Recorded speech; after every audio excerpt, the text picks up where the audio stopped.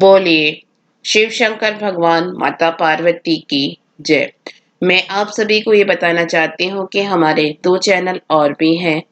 मधुर भजन और आरती के लिए मन राखिए और डेली जनरल नॉलेज के क्वेश्चंस के लिए लर्निंग बाय डूइंग। इन दोनों के लिंक डिस्क्रिप्शन बॉक्स में दे दिए हैं, एक बार आप जाकर देखिएगा जरूर। आज मैं शनिवार त्रयोदशी की व्रत कथा या शनि प्रदोष व्रत कथा सुनाती हूँ। अगर आपको अच्छी लगे तो लाइक शेयर सब्सक्राइब जरूर कीजिएगा। गर्गाचार्य जी ने कहा, हे महामते, आपने शिव शंकर प्रसन्नता हेतु समस्त प्रदोष व्रतों का वर्णन किया। अब हम शनि प्रदोष विधि सुनने की इच्छा रखते हैं, सो कृपा करके सुनाइए। तब सूर्य जी बोले, हे ऋषि, निश्चयात्मक रूप से आपका शिव पार्वती के चरणों में अत्यंत प्रेम है। मैं आपको शनि त्रयोदशी के व्रत की विधि बताता हूँ, सो ध्यान से सुनो। पुरातन कथा है कि एक निर्धन ब्राह्मण की स्त्री दरिद्रता से दुखी हो सांडिल्य ऋषि के पास जाकर बोली, हे महामुने, मैं अत्यंत दुखी हूँ, तो दुख निवारण का उपाय बताइए।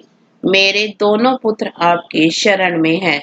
मेरे ज्येष्ठ पुत्र का नाम धर्म है, जो कि राजपुत्र है, और लघु पुत्र का नाम शुचि व्रत है। अतः हम दरिद्री हैं, आप ही हमारा उद्धार कर सकते हैं। इतनी बात सुन ऋषि ने शिव प्रदोष व्रत कहने के लिए कहा। तीनों प्राणी प्रदोष व्रत करने लगे। कुछ समय पश्चात प्रदोष व्रत आया, तब तीनों ने व्रत का संकल्प लिया। छोटा लड़का, जिसका नाम सुचि व्रत था, एक तालाब पर स्नान करने को गया तो उसे मार्ग में स्वर्ण कलश धन से भरपूर मिला। उसको लेकर वह घर आया। प्रसन्न हो माता से कहा कि माँ, यह धन मार्ग से प्राप्त हुआ है। माता ने धन देखकर शिव महिमा का वर्णन किया। राजपुत्र को अपने पास बुलाकर बोली, देखो पुत्र, यह धन हमें शिव जी की कृपा से प्राप्त हुआ है, अतः प्रसाद के रूप में दोनों पुत्र आधा आधा बांट लो। माता का वचन सुन राजपुत्र ने शिव पार्वती का ध्यान किया और बोला, पूज्य, यह धन आपके पुत्र का ही है, मैं इसका अधिकारी नहीं हूँ। मुझे शंकर भगवान और माता पार्वती जब देंगे तब लूंगा। इतना कहकर वह राजपुत्र शंकर जी की पूजा में लग गया। एक दिन दोनों भाइयों का प्रदेश भ्रमण का विचार हुआ। वहां उन्होंने अनेक गंधर्व कन्याओं को क्रीड़ा करते हुए देखा। उन्हें देख शुचिव्रत ने कहा, भैया, अब हमें इससे आगे नहीं जाना है। इतना कह शुचिव्रत उसी स्थान पर बैठ गया, परंतु राजपुत्र अकेला ही स्त्रियों के बीच में जा पहुंचा। वहां एक स्त्री अति सुंदर राजकुमार को देख मोहित हो गई और राजपुत्र के पास पहुंचकर कहने लगी कि हे सखियों, इन वन में समीप ही जो दूसरा वन है, तुम वहां जाकर देखो। भांति भांति के पुष्प खिले हैं, बड़ा सुहावना समय है। उसकी शोभा देखकर आओ, मैं यहाँ बैठी हूँ, मेरे पैर में बहुत पीड़ा है। यह सुन सब सखियां दूसरे वन में चली गई। वह अकेली सुंदर राजकुमार की ओर देखती रही। इधर राजकुमार की कामुक दृष्टि से निहारने लगा।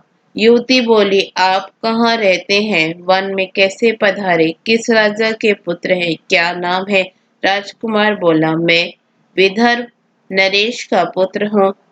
आप अपना परिचय दें। युवती बोली, मैं विद्रविक नामक गंधर्व की पुत्री हूँ। मेरा नाम अंशुमती है। मैंने आपकी मन स्थिति को जान लिया है कि आप मुझ पर मोहित है। विधाता ने हमारा तुम्हारा संयोग मिलाया है। युवती ने मोतियों का हार राजकुमार के गले में डाल दिया। राजकुमार हार स्वीकार करते हुए बोला कि हे भद्रे, मैंने आपका प्रेमो उपहार स्वीकार कर लिया है, परंतु मैं निर्धन हूँ। राजकुमार के इन वचनों को सुनकर गंधर्व कन्या बोली कि मैं जैसा कह चुकी हूँ वैसा ही करूंगी। अब आप अपने घर जाए। इतना कहकर वह गंधर्व कन्या सखियों से जा मिली। घर जाकर राजकुमार ने शुचिव्रत को सारा वृत्तांत कह सुनाया। जब तीसरा दिन आया वह राजपूत शुचिव्रत को लेकर उसी वन में जा पहुंचा। वहीं गंधर्व राजा अपनी कन्या को लेकर आ पहुंचा।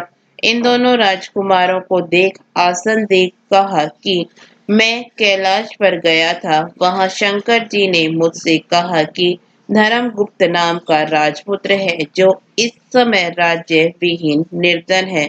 मेरा परम भक्त है। हे गंधर्व राजा, तुम उसकी सहायता करो। मैं महादेव जी की आज्ञा से इस कन्या को आपके पास लाया हूँ। आप इसका निर्वाह करें। मैं आपकी सहायता कर आपको राजगद्दी पर बिठा दूंगा। इस प्रकार गंधर्वराज ने कन्या का विधिवत विवाह कर दिया। विशेष धन और सुंदर गंधर्व कन्या को पाकर राजपुत्र अति प्रसन्न हुआ। भगवत कृपा से वह समयोपरांत अपने शत्रुओं को दमन करके राज्य का सुख भोगने लगा। इसके साथ ही शनि प्रदोष व्रत कथा समाप्त हुई।